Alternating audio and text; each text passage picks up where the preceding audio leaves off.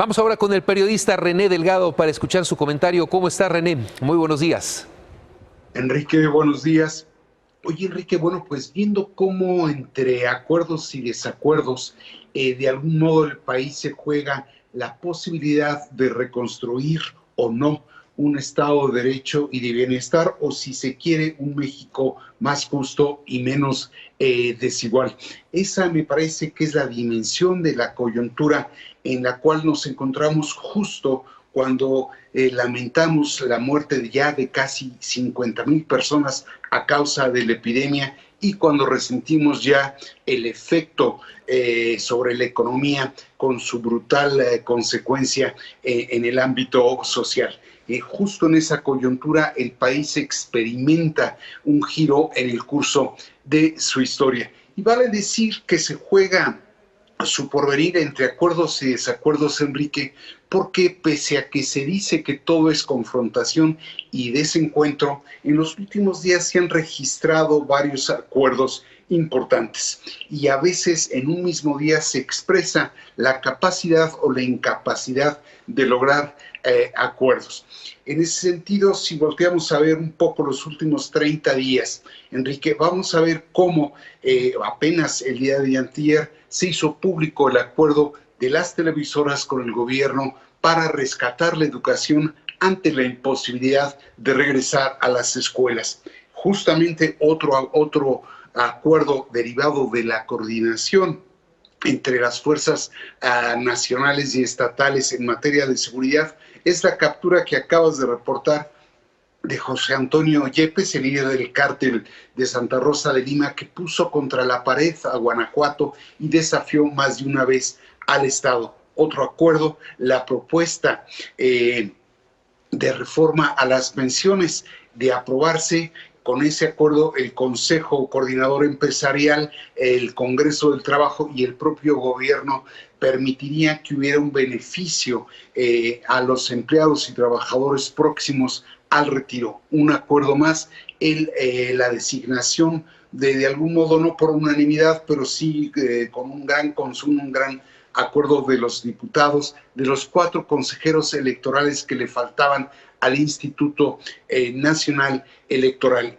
Y desde luego estaría también, aun cuando a mucha gente no le guste, el regreso de Emilio Lozoya, que al renunciar al juicio de extradición en España, deja ver que hubo una negociación y hubo un acuerdo para que regresara voluntariamente al país y en calidad de testigo colaborador, beneficiándose de lo que llaman el criterio de oportunidad, delatara otros delitos superiores a los que él cometió y en esa medida se viera beneficiado en su propia pena. Y por último, desde luego, Enrique, muy a principios del mes de julio, estuvo el diálogo y la negociación que de algún modo se coronaron en el encuentro entre el presidente López Obrador y el presidente Donald Trump, que se llevó a cabo sin que hubiera rispideces y sin cambio una cierta tersura. Hay pues acuerdos donde naturalmente si el propósito coincide con el proyecto presidencial, hay disposición de la autoridad federal para llegar a ellos. ¿Dónde se ven los desacuerdos, Enrique? Se ven sobre todo en el ámbito económico, en la política adoptada para encarar la recesión. Y ahí chocan dos posturas. El mandatario mantiene la idea, insiste en allegar recursos directamente a los damnificados por la pobreza o por el desempleo o incluso por la crisis sanitaria, al tiempo de invertir cuantiosos recursos en obras de infraestructura cuya viabilidad es incierta.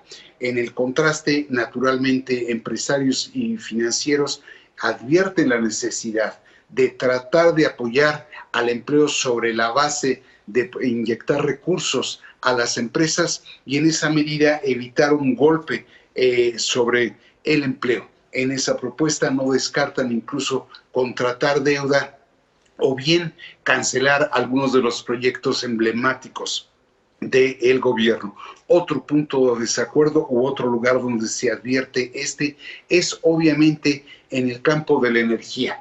Es decir, hay el evidente propósito gubernamental de rescatar para el Estado la industria petrolera, la industria y la industria eléctrica, lo que de algún modo contraviene la legislación que ya permitía la participación del sector privado. Y otro campo donde se advierte el desacuerdo es en la relación federación-estados, donde se manifiesta por la vía del desacuerdo con el semáforo, en desacuerdo con las participaciones federales y desde luego con la estrategia de seguridad. Pero en el fondo, la materia es la recentralización del poder presidencial que lastima el mando y el mandato de los propios gobernadores.